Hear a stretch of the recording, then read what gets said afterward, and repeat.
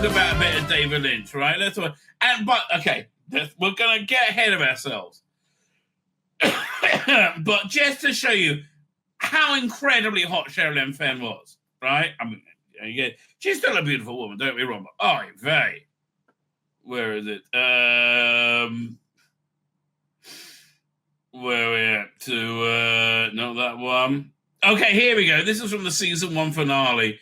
Here, we'll get this clip going. Okay, so we'll go back to Twin Peaks. It's a very soapish murder mystery, but the incredibly beautiful Audrey Horne, schoolgirl Audrey Horne, is going undercover in the One-Eyed Jack's whorehouse to try and catch the killer that they're looking for, right? Essentially. And this is that scene. Again, I want to remind you, I loved how sensual David Lynch was over than sexual, right? It's very sexy, but it's incredibly sensual. And it's a sensuality played as an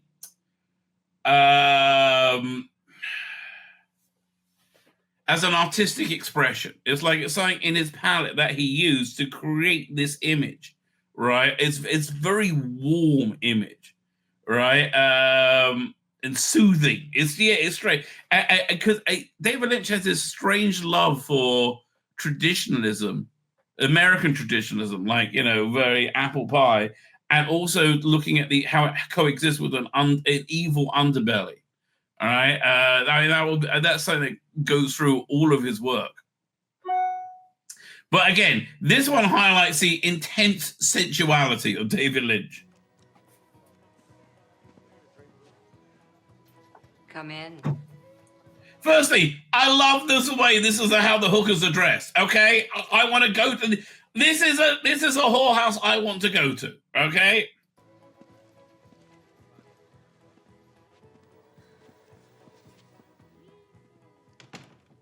Turn around. I mean, okay. Listen, I think Hartfield just came at that moment, right? I think. Very nice. Come over here.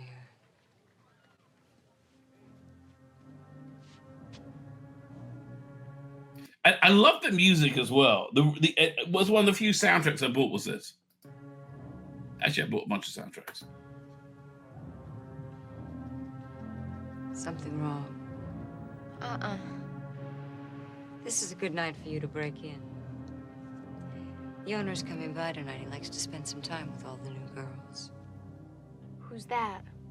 No names, child. And it turns out the owner is her father. You don't offer, and you don't ask. Yes, ma'am.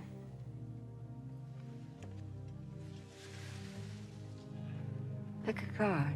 Again, I think this is art, right? I think this is reasonably high art using celluloid as a canvas. And it's so intensely interesting as well, because you can see he's trying to express something and he's doing very well.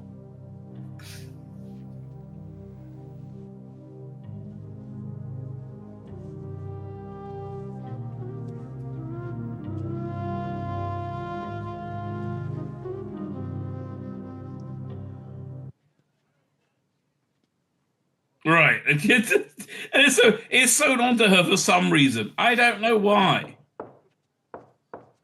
Oh yeah, and so now the owner again. I'm not sure. This is the season 1 cliffhanger. Close your eyes. This is such stuff as dreams are made of. Oh, it is actually something. This is a very dreamlike view of. I think I got the cherry eating thing. We'll get to that. Of Americana, right? It's a very hallucinogenic dreamlike view, and again, that's something that permutates all his work. But again, it's playful and it bounces off, it bounces off like very, very traditional.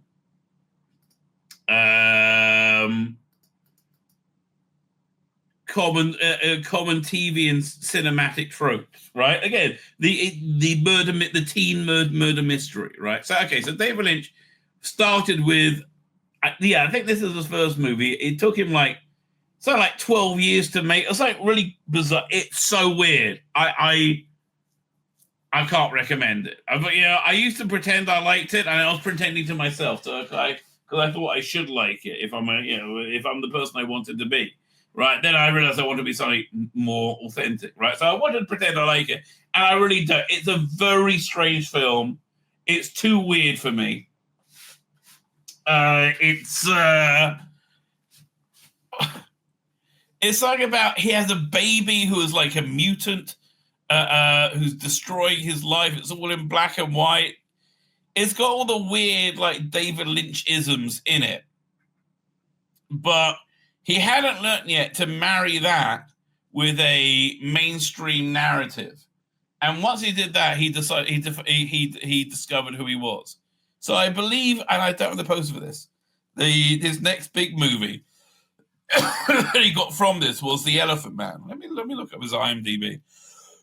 I think it was The Elephant Man, and that was kind of his big break. I think he designed the Elephant Man makeup himself. Let's look, 1 second. IMDb. David Lynch. David Lynch. There you go. Let's see if I can find this whole the writer. I really want him director. Director. There you go. 108 movies. Blimey, that's a lot. Six Men Getting Sick. Yeah, very weird. That's his first movie. That's from 1967. Okay. The Amputee. Yeah, that's all. So 77 is when he did Eraserhead. It took him several years to do, as I believe. So about 3 or 4 years to do. And then he got The Elephant Man. That was his big break. I remember seeing The Elephant Man. It doesn't feel much like a David Lynch movie. I haven't seen it for years. I don't know, right? David Lynch again has a very definite feeling. Now, The Elephant Man, I believe, was an audition for see if he could basically it was hit to show he could handle the budgets and running a mainstream movie, right? And I think from that is where it was De Laurentiis. He liked Razorhead. He did was it Elephant Man, and then I think from that was his audition to do. I think you probably all know him from Dune. David Lynch's Dune. Down, down, down. I like the David Lynch Dune. I do. I think Carl McLachlan was a bit too old, right? But this was my first introduction to the world of Dune, and it did get me hooked. I loved the non-Star Wars design, right? And the non-Star Wars pace. It was much slower. The mood. It like the last half hour, it like just like went incredibly fast. Was it Jodorowsky? Maybe I got this clip. Let's see if I can find it. I'm sure I got Jodorowsky's Dune here. 1 second. Where do I? The question is where do I keep it, and is it an MKV or MP4? Right. I'm going to look in one of two folders. Right. Doink. Pretty sure it's in this one. We go to movies in my Tatty TV folder. And I go, no, that's the wrong one.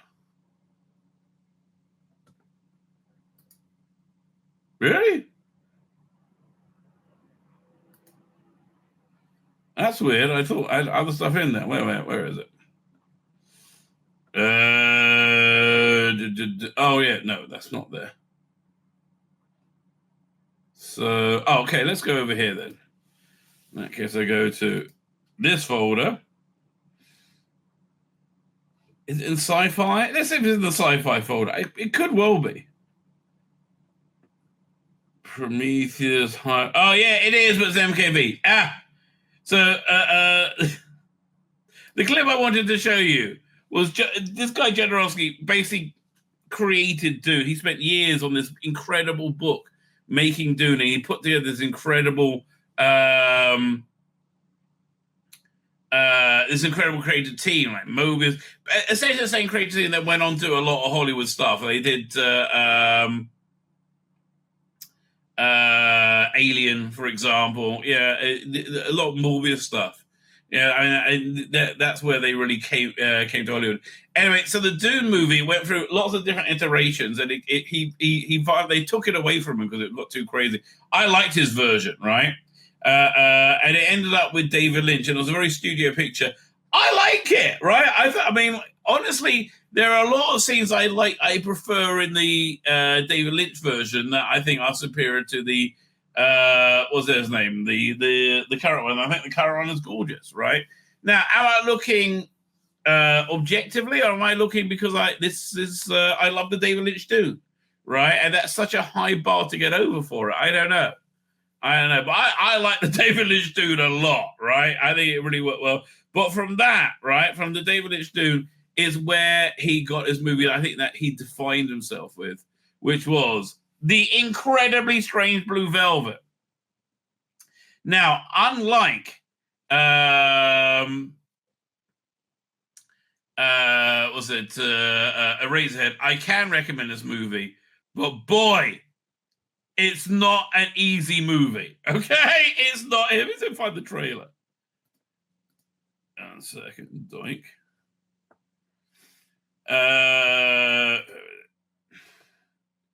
David Lynch, not Twin Peaks, Wild at Heart. There's Blue Velvet. I thought I had the Blue Velvet trailer.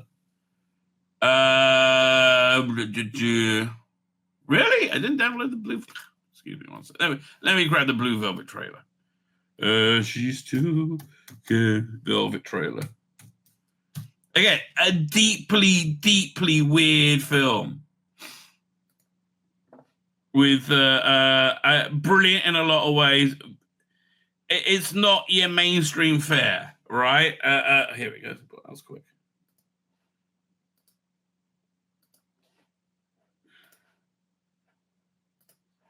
But again, very interesting and very demanding. And again, this was in the late 80s. So this is really a part of my formation of my psyche, right? Again, I guess that's why one of the reasons I'm so playful around sex. I do like playful, sensual sexuality. It makes me laugh. It's a joke, right? It's because again, this was really when I was, discovering a very fun part of my life. A candy-colored clown they call the Sandman tiptoes to my room every night. That is a brilliant and terrifying scene. Dean Stockwell, right, gets this light, and he lip syncs a candy-colored clown. Essentially, when the main characters, I'll show you in a minute, right? When the main character has been kidnapped, and I'll take you through it in a minute, right? Night, just to sprinkle stardust and to whisper, go to sleep, everything is all. And Dennis Hopper, right? This is why I couldn't put together the really decrepit Dennis Hopper that was being abused by his wife or his carer or something with it, because he's so insanely strong in this. All right. And evil, right? I close my eyes, then I drift away. Yeah, so this is how the movie opens, with a look of apple pie, Norman Rockwell, America, right? And then it pans down, they'll probably see it in the trailer, to see these bugs eating in the undergrowth. And I think his view is that both sides of society are part of society. One needs the other to exist. Into the magic night, I softly say. Yeah, so the main character's father starts off having a heart attack, right? And then as he's writhing on the ground with the sprinkler going over his head, right, it goes into the undergrowth like this. Weird and mesmerizing. I think that's a fair description of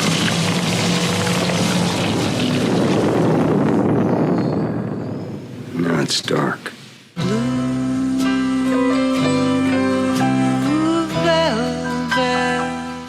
you the one? Yeah, it's as weird as it looks, right? So the basic plot is is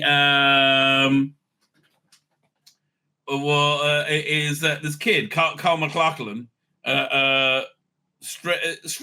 fresh from Dune, right? I guess they had a long working relationship. So this was like 86. How old is it? Let's have a quick look. Hang on. In 86, what year was he born? Hang on. Carl McLachlan. Again, for me, it's weird seeing him with white hair. I'm glad he went. Yeah, did they have his age there? It was 59. So he was born in February 59, and this was 86. So I was like 27.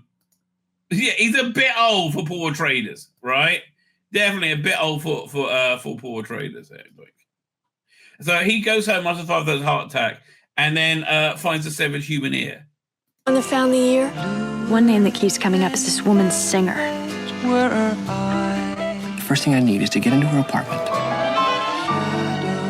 I don't know if you're a detective or a pervert. Both, right? So yeah, he gets embroiled into this world with completely over his head, right? He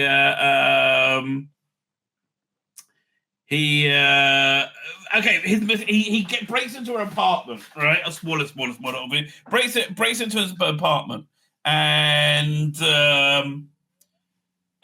like he goes there as a bug sprayer guy to and sprays her apartment and steals some keys and breaks in and hides in a closet, and then he's drawn into this insane world that he should never have gone into at all, ever, right? It turns out the nightclub singer, Isabella Rossini, looking gorgeous for most of this movie, was husband has been kidnapped by this evil guy, Frank. And she's essentially his love slave, sex slave, I think is a better word.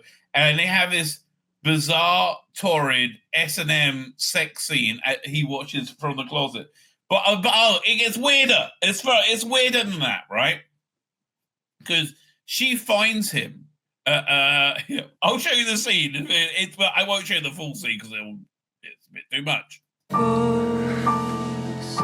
Do you like the way I feel? Yeah, and that's the other thing. When Dennis Hopper's Frank character is going to do like something bad, he starts inhaling this gas. It's so disturbing, right? And you have no idea what it was. Somebody checked and they thought it was supposed to be helium, but they thought it was a bad idea, right? It's so weird. I still can see blue velvet through my tears. It's a strange world, isn't it? Yeah, and they keep saying things like that. Really, it's a strange world. Well, it is for them. That's a pretty. I remember Norman. Oh, film 86, whatever his name was. Norman. He didn't get it. I mean, I can't remember what his review was. Hang on a second. Go over here.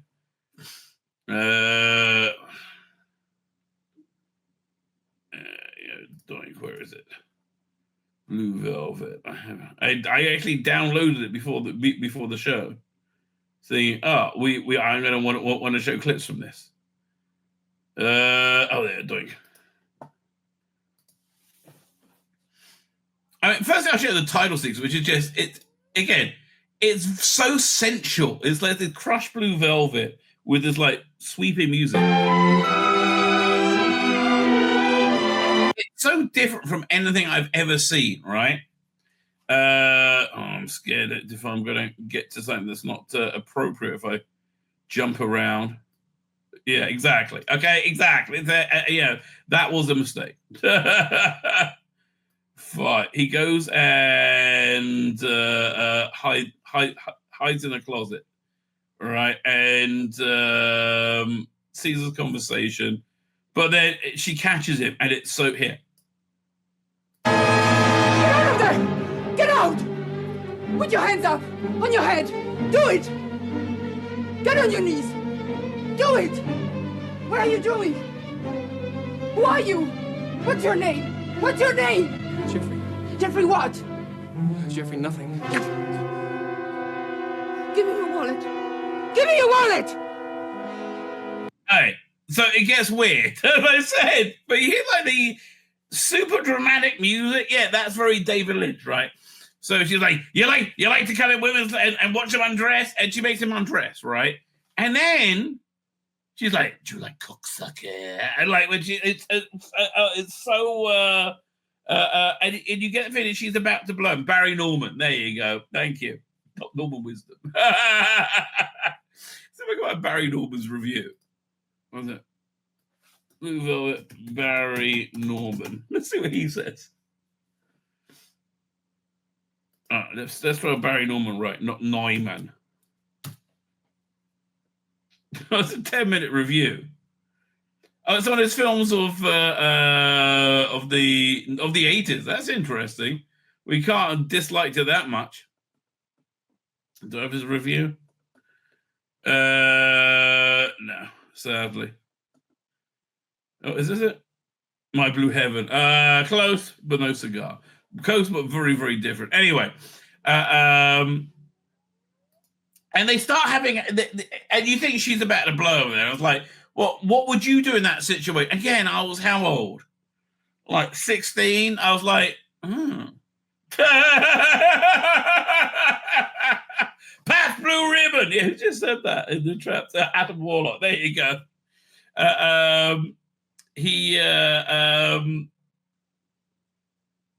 What was I going to say? And then the Frank turns up, and he has to go and hide in the closet, and he essentially it has a very strange sexual encounter with her. Very sexual encounter with her as well. I mean, they have sex, but it's all very weird. He's going breathing on this this gas stuff, and he's like, they talk about blue velvet, and it's just weird. Okay, it's just weird. So they kind of end up having a relationship afterwards, and then eventually Carmela Carpenter gets caught by Frank there one day and gets taken. If I find here, let me look at it before I know the timestamp before I bring it up. Okay, that's probably a good idea. Blue Velvet, and he gets kidnapped by him, and it's absolutely terrifying. Right? Where is it? Blue Velvet.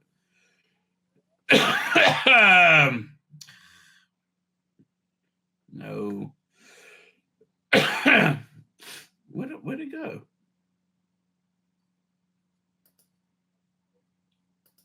No. Okay, we'll try it. We'll do it by Nate. Oh, there we go. Now I find it. Okay, that's weird. Yeah. If I find that, if I know where the scene is before I get to it, it might. Yeah, it will avoid. Oh, here we go. It has to go. It's okay. 101 hour and 11 minutes in, and again, and this is so indicative of who David Lynch is. There you go. Now I can't find it again. It is Blue Velvet. Doink. But again, the reason it works is it's in this. There you go. It's in this very, very, very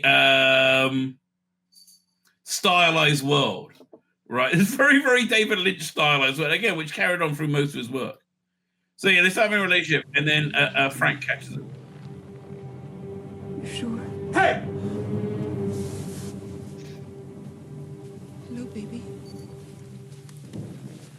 Who is this fuck? A friend. He's from the neighborhood. We were just talking. Oh. You're from the neighborhood. Again, and I don't know how it gets so threatening, but well, you know what a psycho is. Yeah. Your neighbor. Well, what's your name, neighbor? Jeffrey. He's a good kid, Frank. Shut the fuck up. I think this is one of the all-time great villain performances. Like genuinely haunting. Hey, you want to go for a ride? No thanks. No, thanks. What does that mean? I don't want to go. Go where? For a ride. A ride. So yeah, they kidnap him, right? And it's look how fucking scary it is. They're in the car, or like with Psycho. Pussy heaven. You ever been to pussy heaven? What did he say? No. Hadn't been to pussy heaven. And they end up at this weird place. I think the only way you can describe it. Dean Stockwell's there, and they're big into Quaaludes, right? Is it a brothel? I can't really tell. And then they do this weird dance number here. No. Honey, Mama loves you. And she gets to see her son, who's been kidnapped by them.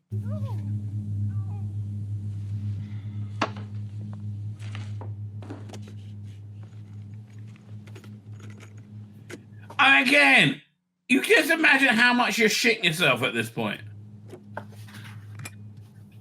A candy-colored clown they call the Sandman tiptoes to my room every night. All right, so I think that's a fair. This is a fair description of Blue Velvet, right? And this had the same effects on me as Alan Moore's comics, and that whole era was so creatively fertile. But this really redefined my view of reality. Maybe not in a good way. I think after that is one of my favorite David Lynch movies, Wild at Heart. What comes next? There you go. Where am I up to? Now I want to look at director. Where is he? Keep going up and down. Okay, where is it? Wild at Heart, was it? Yeah, okay, so, no, we did Twin Peaks first. Okay, so Twin Peaks was essentially, where we saw the very sexy Audrey Horne. Twin Peaks was essentially Wild at Heart, the TV show, right? He did it with, what's his name again? The guy did Hill Street Blues. And again, it was a very, how can I say, a very mainstream contemporary plot put into with David Lynch's weird worldview built around it, right? So this originally came out as a pilot, and which was released. But I saw it as a movie that was released direct to video, right? And he basically had the murder mystery, and then it had this weird ending. This super weird ending. When it goes 25 years later. Where is it?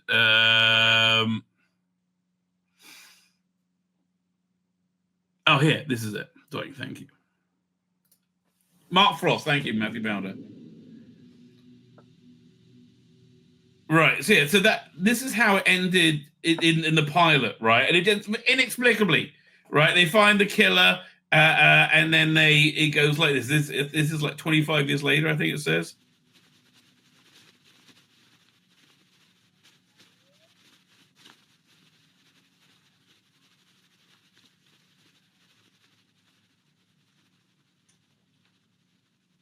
Yeah, so it goes into this weird art house stuff, and it really works.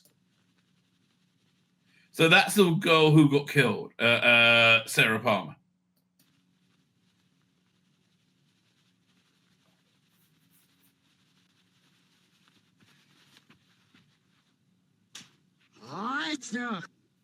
So this is weird. They performed all this backwards, and they said the words backwards. So instead of saying "let's work," he actually said "Koro Satel." And then they played it backwards, and it's kind of like, let's rock. But again, this is just, I just think this is really legitimate art. It's like non-linear. It's talking to you. This is the a good use of cinema, right? An innovative use of cinema.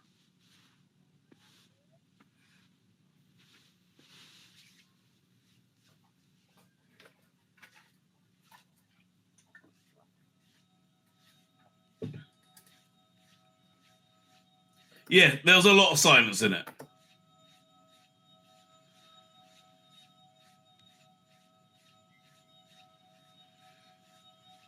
So you assume all this is like laden with several layers of meaning. What they are, I really don't know.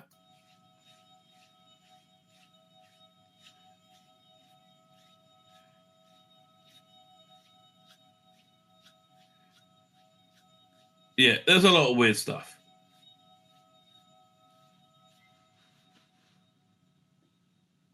I've got good news. That the mule is going to come back in style. And weirdly, this is why Twin Peaks became such a huge hit. Because weird shit like this. She's my cousin.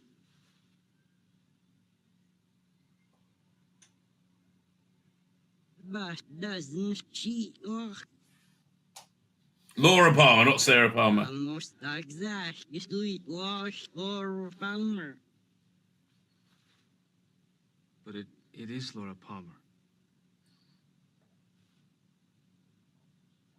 Are you Laura Palmer? I feel quiet. No, we're sometimes my arms went back. All right, better pause it because we will get a stream cut down, right? No, Stephen Frost, right? Whoever says Mark Frost, actually. Yeah. Again, I don't know why I found this so mesmerizing, but I want to get to the end of the sequence because I love the ending. She's filled with secrets. What does that mean? Where we're from, the birds sing a pretty song. And there's always music in the air. So again, I think you see why this is a cult thing. Okay, I got to feel it on it. Oh yeah, now I just got the bit I like.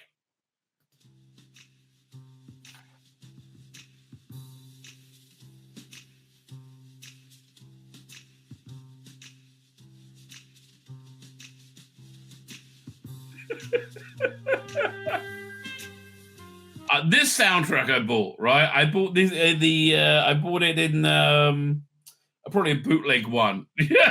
Top of the Court Road from a suitcase.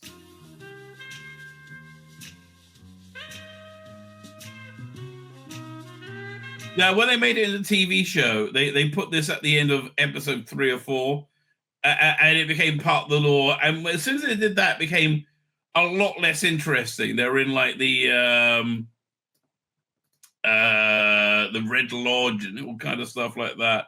But they did it. Carl McLachlan was back again. But he created this awesome character, right? This absolutely awesome character, Agent Dale Cooper, who was good at everything, essentially. But there we go. A trailer. We'll probably see him in the trailer.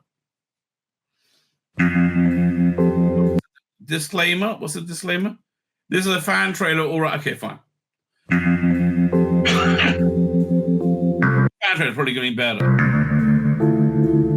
Yeah, so it's a murder in this like small town America, very apple pie town, right? And that's what Dale Cooper was famous for saying when he went to like the local, what's it called again, eatery. There's a damn fine cup. That is a great cup of coffee, and he loved the apple pie.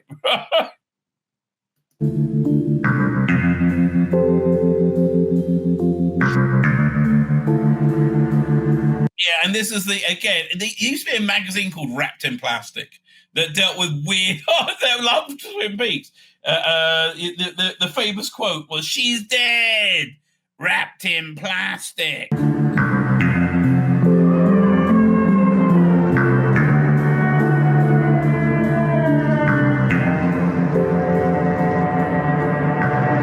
She's dead, wrapped in plastic.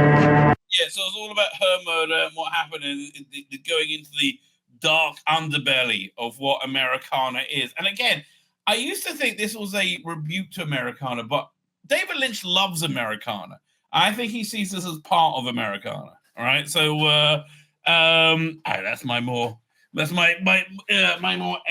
elderly take.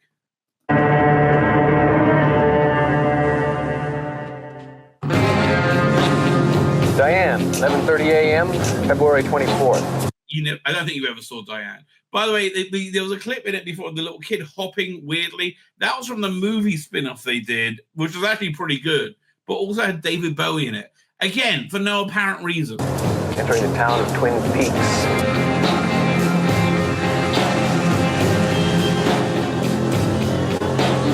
Isn't it too dreamy? In the heat of the investigative pursuit, the shortest distance between 2 points is not Ask David Duchovny, I think. David Duchovny in drag. necessarily a straight line. In the darkness, future past, the magician longs to see. Okay, this is a good trailer.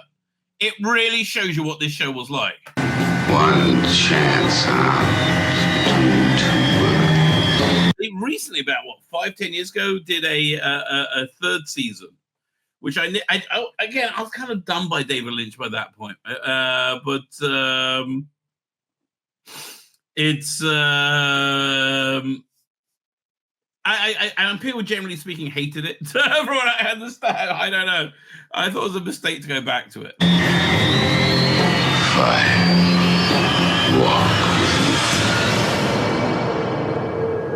That's the log lady.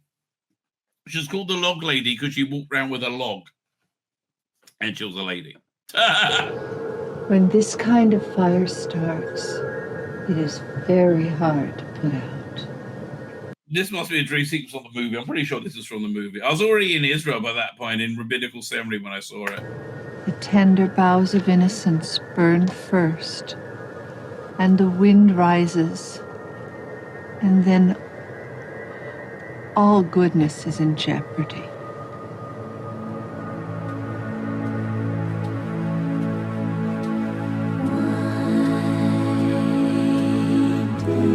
And lots of very beautiful people in it, right? Lots and lots. Yeah, you had a big teen drama going on all the way through it. And the angels wouldn't help you.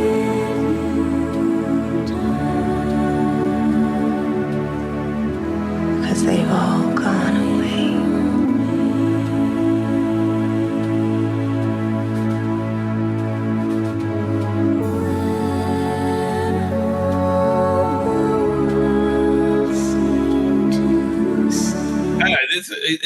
That's certainly from the 80s version. That guy weird.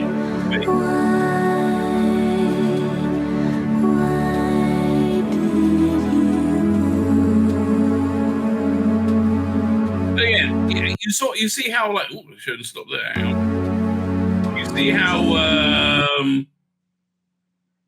I don't want to say the word slow, how leisurely it is, right? Again, a real trait of David Lynch stuff.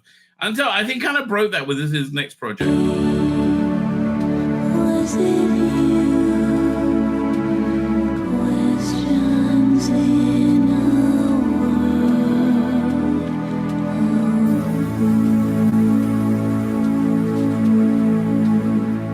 I love the people who made Twin Peaks talk about David Lynch. Like it's a Sherilyn Fenn. What's he like? He's like, he's so apple pie. He's like, that's just Jim Dandy. He seems like a genuinely nice person, right? And so when I remember I recommended this movie to a friend of mine, he was aghast when he saw it, how insanely violent it was. Wild at Heart. I freaking love this movie. This was 1990. Yeah, this was, oh man, the height of great cinema. Let's look at the trailer. Oh, no, 1 second. Wild at Heart. Doink. 1990 trailer.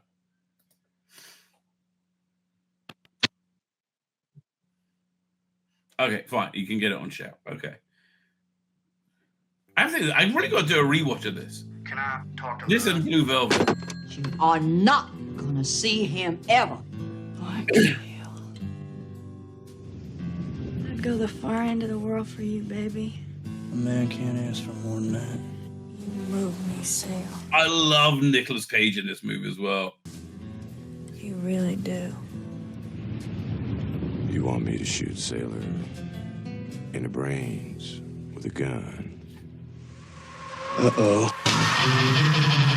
Yeah, it had this incredible punk soundtrack, right? It was Sailor in the brains with a gun. Uh-oh.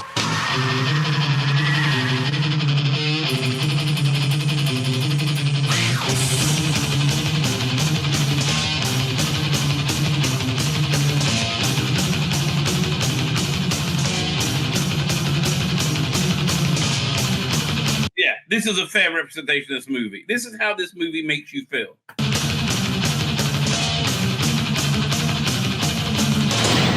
Conor Lynch not a fan. Beginning to see why two is the only Lynch movie I've ever seen. It's the least Lynch movie. You should really try Blue Velvet. It's so weird.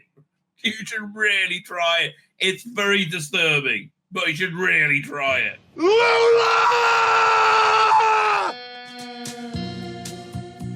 I didn't have much parental guidance. Baby, you better run me back to the hotel.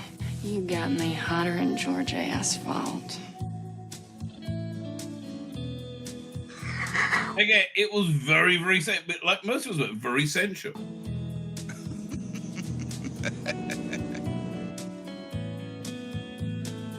Oh, what's it was great in it.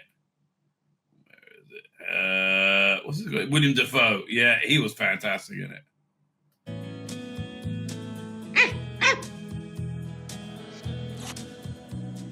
Honestly, this was kind of like if the first Avengers movie was a summation of the Marvel Phase 1. I think Wild at Heart was a summation of David Lynch's 1980s. This whole world's wild at heart and weird on top.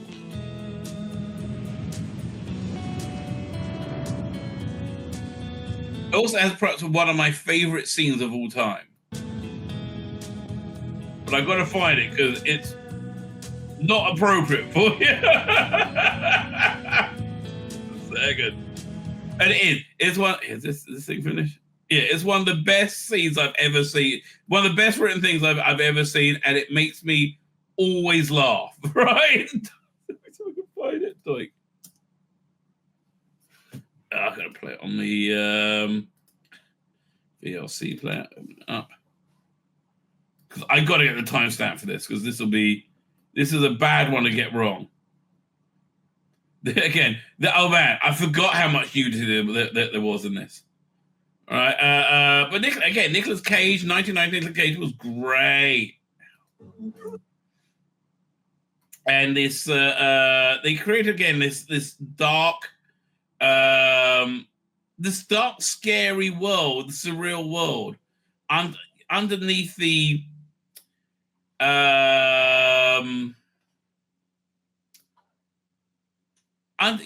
dark surrealist world, underneath the I'll not say traits, the consciousness of popular entertainment at the time. Oh, firstly, it's 51 minutes in, but I'm trying to find this other clip. I'm probably going too fast, so I'm not going to find it. Man, this is a violent film. I forgot how violent this was. Is this it? I think it was before this. Maybe it was towards the beginning. No, I thought it was in the middle. Okay. No, okay, that's not it. I think I found it. Okay, I found the scene. Real wide. And fine, I'm glad I checked take a this. bite of Pete. I won't suck you. What a bad. Okay, there you go. I've just found the line. 40 minutes in. Okay. So he's recounting the time he lost his virginity. And that's always a good way to start a story, right? This was worth the time I took to find it. Doink. Hold it heart. 1 second. Find bloody anything. There you go. Wild at heart. Doink. I hope it plays. Is there sound to it? Good. Okay.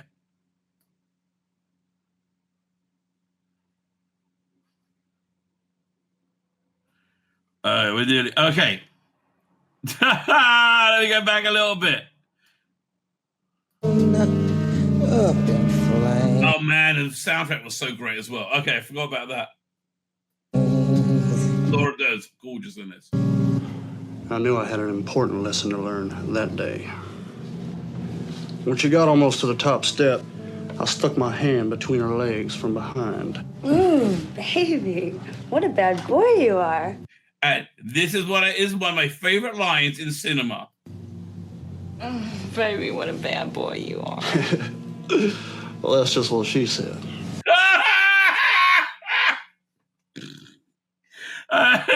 Again, and there was also like this weird manic dancing they do. Like this for no apparent reason, where they do like these like high kicks. They just stop.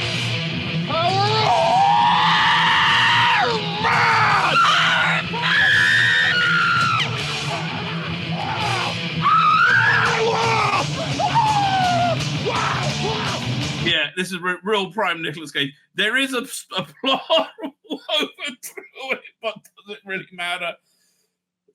It's a gateway into this strange world, right? Which is a world I recommend visiting. So that's when I went off to rabbinic ceremony, and like my life moved on from David Lynch. I try to keep up with him.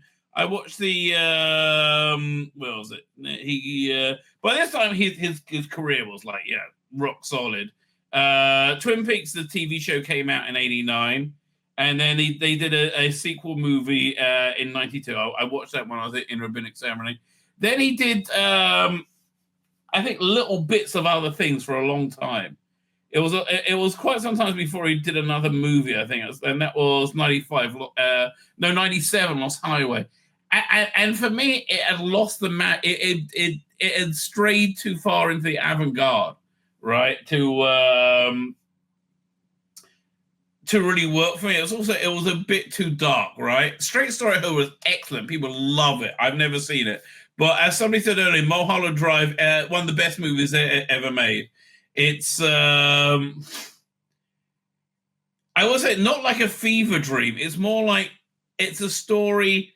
Maybe I can find the trailer for it. It's a story that feels like you're waking up from a dream, right? I hate to be that specific, but it really I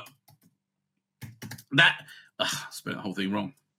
Mulholland Drive, and I think that's the. Here we go. I think this is probably that. Is this the last David Lynch movie I saw? I don't know. Could be. And we're downloading the trailer. Let's keep looking at his IMDb. So that was in 2000. He did a movie in 2005, I believe. But again, lots of shorts. Lots and lots and lots of shorts for a long time, right? I'll go through his IMDb now. And I think the last movie he did was in 2000. Was it? I can't find. Inland Empire, right? And I think I saw that, but again, I was, a young parent at the time. And I don't think he's done much since then, and he's been steadily decaying. He came back and did a Twin Peaks revival, which again was genuinely hated by so many people. What was that in 2017? Right? I don't know. Here, so let's have a quick look at Mulholland Drive. And I think that's a fair retro. Man, we went on for a long time, but yeah, I think there's what to talk about there, right? I think he's one of the most important artists of the of our lifetimes, and he passed away. So,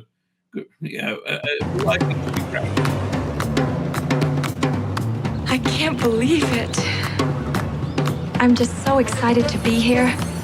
Yeah, so this is essentially you transpose the David Lynchiness into modern day Hollywood. I'm in this dream place.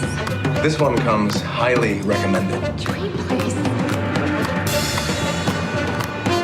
What are you doing? Get out of the car. Yeah, the girl is still. Yeah, there's a lot of surrealistic stuff going. It was going on, I think from the 90s to the early 2000s. I think this is pretty much the end of it, though. What's wrong? I just don't know who I am. I wonder where you were going. Mulholland Drive. Come on, it'll be... Yeah, that was it. They created Twin Peaks and Blue Velvet. You know who he is. just like in the movies. We'll pretend to be someone else.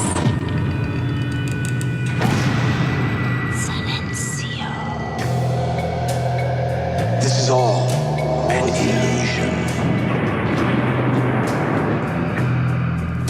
I don't know, maybe I should give it. Is it too avant-garde for me? I don't know.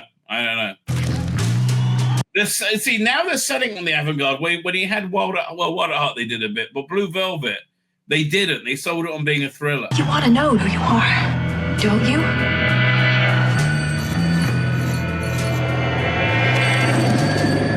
Where's this going?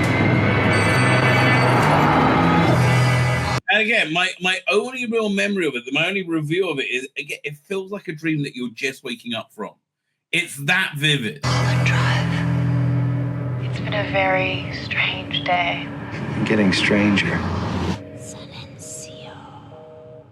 All right, but the last thing we're going to end with here is he would often be in his own shows. He was in Twin Peaks as the very, very deaf boss of FBI boss of Dale Cooper. But I think his best cameo was in his Dune, right? His take on Dune. And we've got one more thing to watch after this. What happens now? The carryall will come and lift. Zoom on. Again, I kind of there's David Lynch. I prefer this to the very last minute. Spotter control. There's no sign of the carryall. It isn't answering. The worm is 8. Again, I love that's him. It's one of the weirdest little scenes ever. I think they've got our carryall. Damn it. Harkonnens. We are coming down to take your harvester. All spotters are ordered to comply. Ordered by whom? Duke Leto Atreides. Yes. Yes, sire. How many men? He said, but the spice. Damn the spice. Here we go. But, sire, we can't leave all this spice. Damn the spice. Get out of there. Yeah, I think one of my favorite David Lynch cameos. Now, bringing David Lynch into the modern times, right? He was actually mentioned by Donald Trump, right? And Donald Trump he did indeed comment on that. I don't think this is a feature. I think this is a fan-made thing. Where is it? David? There you go, doink. So here's a story that just came out. David Lynch, the great filmmaker. Veteran filmmaker David Lynch believes President Donald Trump could be remembered as one of the greatest presidents in American history because of the way he has shaken up the political establishment and because of what I've done. Of course, there goes his career. What the hell? Yeah, that was very David Lynchian. Okay, so Godspeed, David Lynch is all I can say. Look, it made my life much more interesting for having him in it. Which I have to be, I have to be genuinely grateful of. right? He has made my life better for having him in it. My name's Tzvi Lebetkin, the Rabbi from another planet. Please like, share, and subscribe, and ring that little bell. Ring the little bell so you're notified when new videos drop.